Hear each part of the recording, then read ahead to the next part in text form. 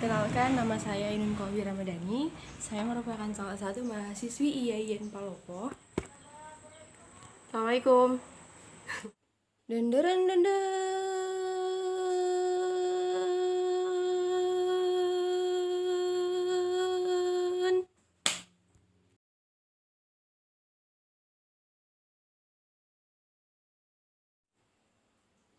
Selamat menyaksikan. Dalam teknik khusus bimbingan konseling ini, teknik yang pertama kali kita bahas yaitu teknik relaksasi. Asumsi dasar yang melatar belakangi teknik relaksasi ini adalah bahwa individu memiliki kecemasan-kecemasan yang timbul dari keadaan fisik maupun psikisnya, sehingga diperlukan usaha untuk menyalurkan kelebihan energi dalam dirinya melalui suatu kegiatan yang menyenangkan dan menenangkan.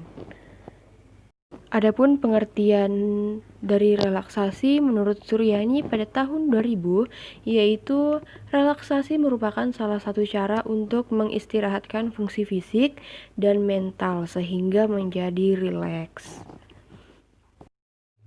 Dan adapun manfaat dari teknik relaksasi ini menurut Welker dan kawan-kawan, yang pertama, teknik relaksasi dapat memberikan ketenangan batin bagi individu.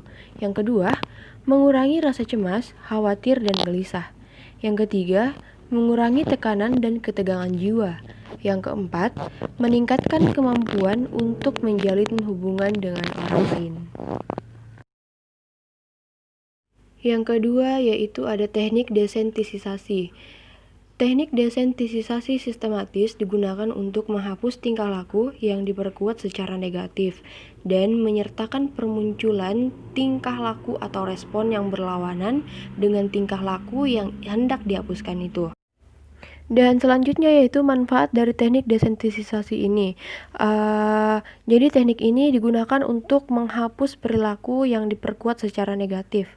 Dan biasanya berupa kecemasan dan disertai respon yang berlawanan dengan perilaku yang akan dihilangkan. Terus selanjutnya yaitu ciri-ciri pendekatan behavioral. Jadi yang pertama ada melemahkan.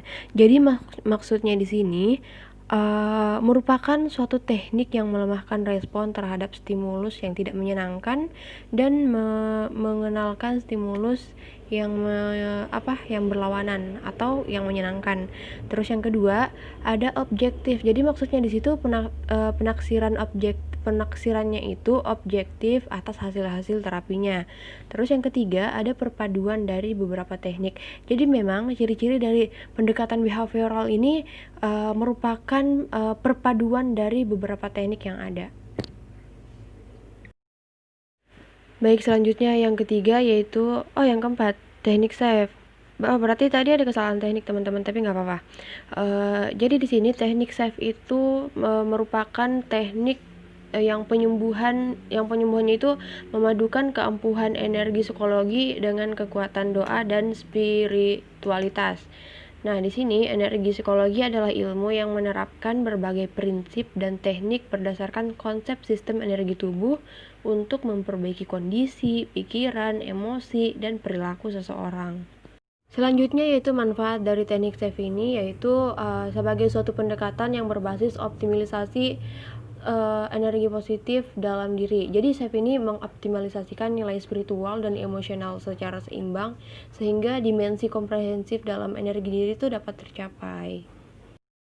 Dan teknik selanjutnya yaitu teknik kursi kosong. Jadi teknik kursi kosong ini merupakan intervensi yang kuat yang dapat digunakan untuk membantu konseli di segala umur yang memiliki konflik dengan orang ketiga yang tidak hadir dalam proses konseling. Jadi di sini ada top dog. Jadi apa sih top dog itu?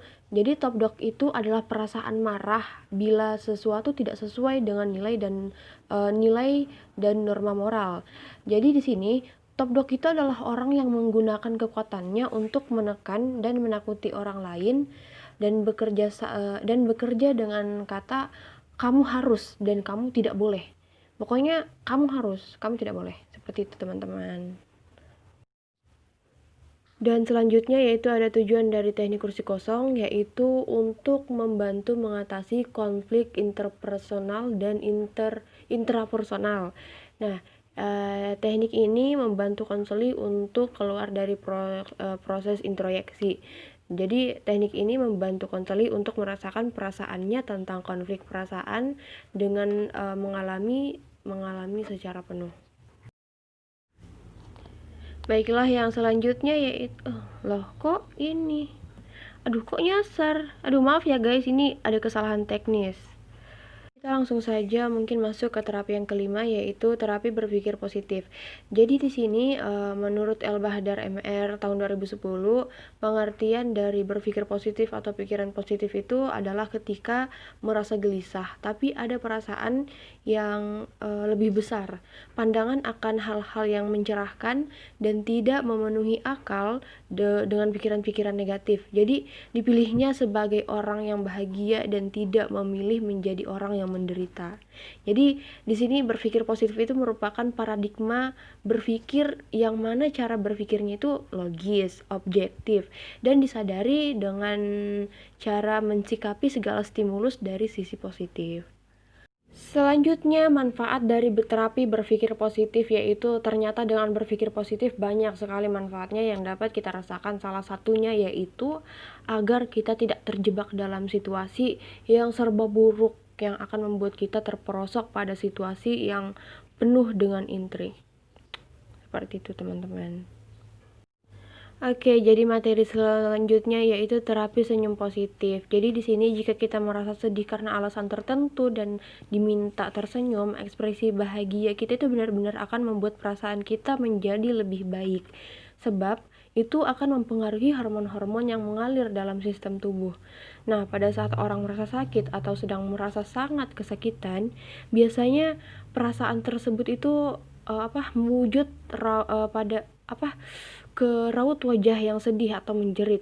Tetapi jika raut wajah sedih itu diganti dengan raut wajah yang riang, meskipun penyakit atau rasa sakit itu tetap ada, maka proses penyembuhan itu akan bisa benar-benar bekerja.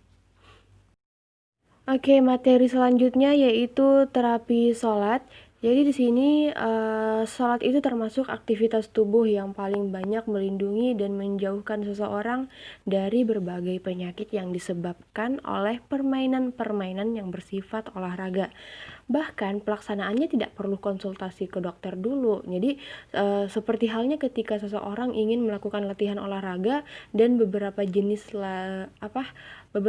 olahraga yang lain. Oke, selanjutnya yaitu gerakan-gerakan sholat. Jadi yang pertama ada gerakan mengangkat kedua tangan dalam sholat. Jadi mengangkat kedua tangan dalam sholat adalah memperkuat urat-urat yang bekerja pada gerakan ini.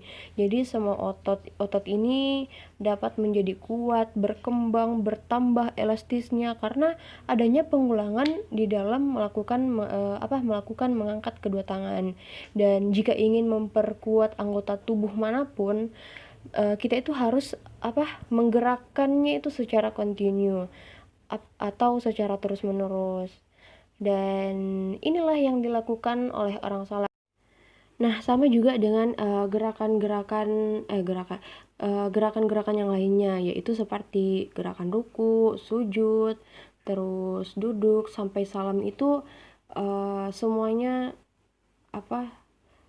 sangat berguna bagi kesehatan kita.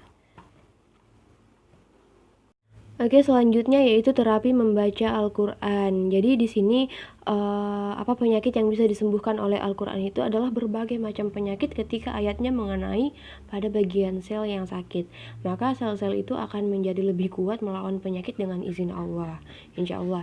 Nah, di sini bisa dikatakan bahwa Al-Qur'an itu mengandung obat segala penyakit, baik penyakit psikologi maupun penyakit biologis, baik itu juga sihir, gangguan jin maupun penyakit lainnya.